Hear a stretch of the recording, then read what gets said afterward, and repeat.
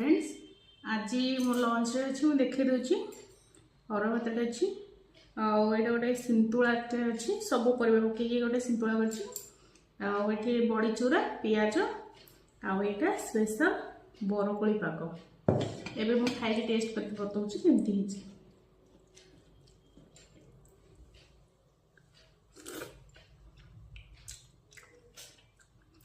Tasty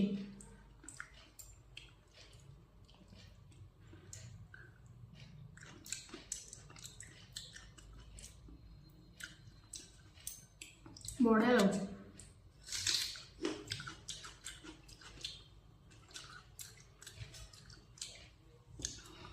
जब मो video आपको भल लगे गोटे लाइक सब्सक्राइब कमेंट कर दिखाँ एवं मो खाଇବା एंजॉय करुँच।